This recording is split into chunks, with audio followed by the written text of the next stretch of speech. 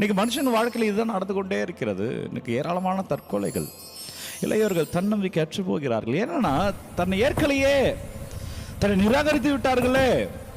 அன்பர்களே, ஆண்டவர் இயேசுவே நிராகரித்த உலகம் இது, கடவுளை நிராகரித்த உலகம் இது. இன்னும் நிராகரித்தாங்கன்னு ஏன் ஃபீல் பண்ணுற? யாரெல்லாம் என்னை நிராகரிச்சிட்டாங்க, என்னை அக்செப்ட் பண்ணல, என்னை ஏற்றுக்கல, குறிப்பாக இளையோர்களே, அப்படி வருத்தங்களோடு, பாரங்களோடு, கவலைகளோடு, தனிமையில் இருக்கிறீர்களா? இந்த ஆராதனை உங்களுக்காக, இந்த ஆராதனை உங்களுக்காக அன்பர்களே. ஆண்டவர் உன்னை அன்பு செய்கிறார். ஆண்டவர் உன்னை அவர்கள் ஏற்றுக்கொள்ளும்படியான வாழ்க்கையை மாற்றுகிறார். அன்பர்களே, உங்களை ஏற்றுக்கொள்ளாத மத்தியில் தான் நீங்கள் வாழ வேண்டும் அன்பர்களே. அதில் ஆண்டவருடைய சித்தம் அடங்கி இருக்கிறது. ஆண்டவருடைய பிள்ளைகள் சில இன்னல்கள்லாம் நேச்சுரலாக வரும்.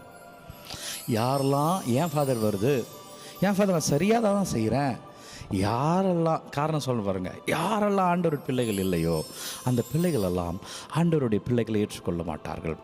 இன்னும் சொல்லணும், விவரமாக சொல்லணும்னா, யாரெல்லாம் நல்லது சிந்திக்கிறாங்களோ அவர்கள் கெட்டவர்களோடு சேர முடியாது. கெட்டவர்கள் நல்லவர்கள் ஏற்றுக்கொள்ள மாட்டார்கள்.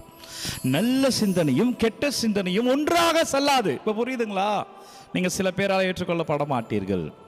சில பேர் உங்களை நிராகரிப்பார்கள். அவர்கள் வேலையை நிராகரிக்கிறது தான்.